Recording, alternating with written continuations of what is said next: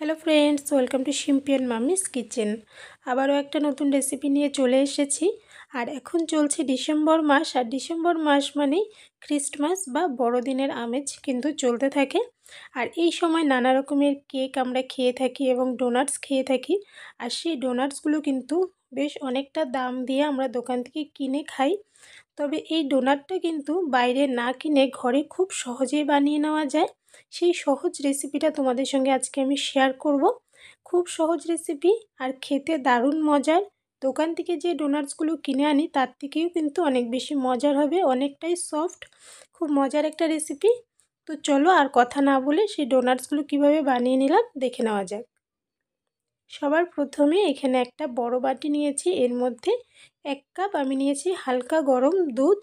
এর মধ্যে আমি হাফ চামচ দিয়েছি লবণ, সঙ্গে এর মধ্যে 4 চামচ আমি দিয়েছি চিনি, এর সঙ্গে 2 চামচ আমি দিয়ে দিলাম ইস্ট। আর এই ইস্টটা কিন্তু তোমরা যে কোনো গালামাল দোকানে অথবা গ্রোসারি শপে পেয়ে যাবে। এখানে আমি ড্রাই ইস্ট দিয়েছি, দিয়ে ভালো করে নেড়েচেড়ে মিশিয়ে নিয়ে এর মধ্যে আমি দিয়ে দিচ্ছি একটা ডিম। তোমরা যদি ডিম না দিতে চাও তবে ডিমটা স্কিপ করতে পারবে, তবে ডিমটা দিলে অনেক বেশি সফট এবং অনেক বেশি মজার হয়।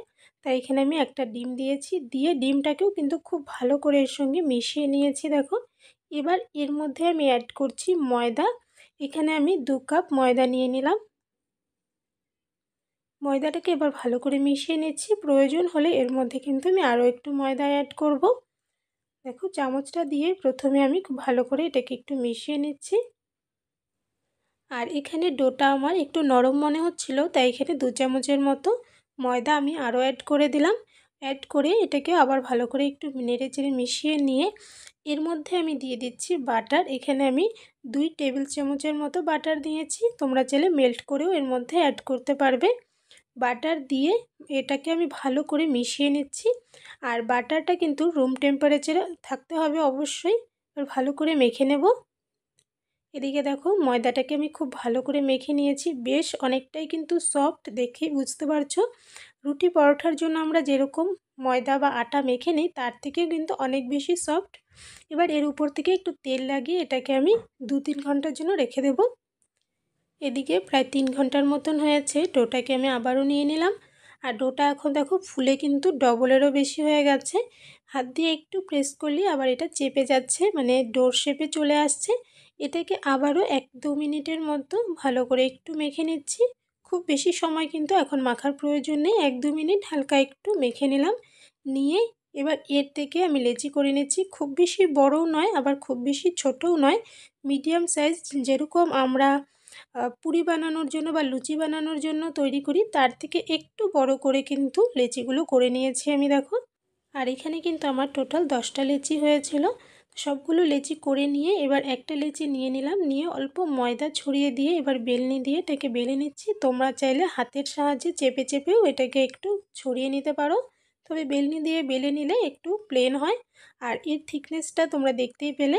এবার একটা ওষুধের যে ককগুলো হয় বা মুখাগুলো হয় সেগুলো দিয়ে আমি মাঝ বরাবর কেটে নিলাম। তোমরা যে কোনো বোতলের ঢাকনা বা এরকম শেপের যে কোনো কিছু দিয়ে কিন্তু এটা কেটে নিতে পারবে মাঝ বরাবর। আর ডোনাটের সাইজগুলো তোমরা তোমাদের পছন্দ মতো অল্প ছোট বা অল্প বড় করতে পারো, তবে আমি যে সাইজটা করেছি বেশ বড় সাইজের, এর থেকে বড় করলে কিন্তু খুব একটা ভালো লাগবে না। এখানে দেখো, সবগুলো ডোনাটকে আমি বানিয়ে নিয়েছি, নিয়ে একটা বাটার পেপার থালার উপর রেখে তার উপরে রেখেছি। বাটার পেপার না থাকলে তোমরা একটু ঘি লাগিয়ে সেই থালার উপর রেখে দেবে। এবার এটাকে আবারও আমি 10 থেকে 15 মিনিটের জন্য রেখে দিচ্ছি ঢেকে। 15 মিনিট পর আবারও নিয়ে নিলাম ডোনাটগুলো। আর দেখো, ডোনাটগুলোর মধ্যে যেহেতু আমি ইস্ট ইউজ করেছি কতটা ফুলে গেছে, ডবল হয়ে গেছে ফুলে। এবার এদিকে ডোনাটগুলো ভেজে নেওয়ার জন্য আমি একটা কড়াইয়ের মধ্যে বেশ খানিকটা রিফাইন অয়েল গরম করে নিয়েছি। আর তেলটা কিন্তু খুব বেশি গরম নয়, মিডিয়াম আছে, এটাকে মিডিয়াম গরম করে নিয়েছি। খুব বেশি গরম তেলে দিয়ে দিলে কিন্তু ডোনাটগুলো লাল হয়ে যাবে, দিতে দিতে কিন্তু ভেতর থেকে সুন্দরভাবে ভাজা হবে না এবং সুন্দরভাবে ফুলবে না। তাই মিডিয়াম গরম তেলে কিন্তু ডোনাটগুলো দিয়ে দিতে হবে।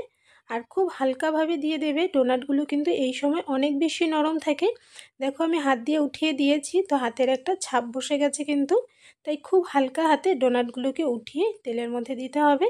আর মিডিয়াম আঁচে এগুলোকে কিন্তু ভেজে নিতে হবে। 2 থেকে 3 মিনিট ভাজলেই কিন্তু ডোনাটগুলো ভাজা হয়ে যাবে। আর কত সুন্দর কালার এসেছে দেখো। এরকম কালার হয়ে গেলে এক এক করে তেল ঝরিয়ে ডোনাটগুলো উঠিয়ে নিতে হবে। সবগুলো ডোনাট উঠিয়ে নিয়ে আবারও এর মধ্যে এক এক করে দিয়ে দিচ্ছি। আর ডোনাটগুলোর উপরে কিন্তু সুন্দরভাবে তেল এভাবে করে ছড়িয়ে দিতে হবে, তাতে করে অনেক তাড়াতাড়ি এগুলো ফুলে যাবে এবং বেশ সুন্দর ভেতরটা ফ্লাফি হবে। দেখো এক এক করে সবগুলো ডোনাট আমি এভাবে ভেজে নিয়েছি। সবগুলো ডোনাট ভেজে নেওয়া হয়ে গেছে। একটা আমি ছিঁড়ে ভেতরটা তোমাদের দেখাচ্ছি যে কতটা সফট এবং ফ্লাফি হয়েছে। দেখো অনেকটাই কিন্তু সফট ফ্লাফি হয়েছে, দেখেই বুঝতে পারছো। আর এটা কিন্তু খেতেও অনেক বেশি মজার হয়েছিল।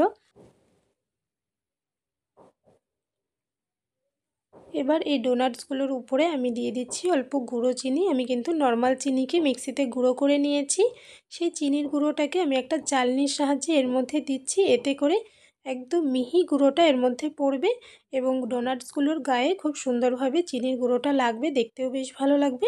তোমরা চাইলে চকলেট বা অন্য কিছু লাগিয়ে নিতে পারো তোমাদের পছন্দ মতো, বা প্লেনও রাখতে পারো, সেটা কিন্তু এমনিও ভালো লাগে। দেখো সবগুলো বানিয়ে রেডি করে নিয়েছি। এই রেসিপিটা তোমাদের কাছে কেমন লাগলো অবশ্যই কমেন্টসে জানিও। ভালো লাগলে লাইক করো, শেয়ার করো বন্ধুবান্ধবদের সঙ্গে। আর আমার চ্যানেলে নতুন হয়ে থাকলে চ্যানেলটাকে সাবস্ক্রাইব করে পাশে থাকা বেল আইকনে অল বাটনসে প্রেস করে দিও। তাহলে আমার চ্যানেলে আপলোড করা যে কোনো নতুন ভিডিও নোটিফিকেশন তোমরা কিন্তু সবার প্রথমে পেয়ে যাবে। আর আরও একটা নতুন রেসিপি ভিডিও নিয়ে তোমাদের সঙ্গে আবারও দেখা হবে। তাহলে আজকের জন্য বাই বাই।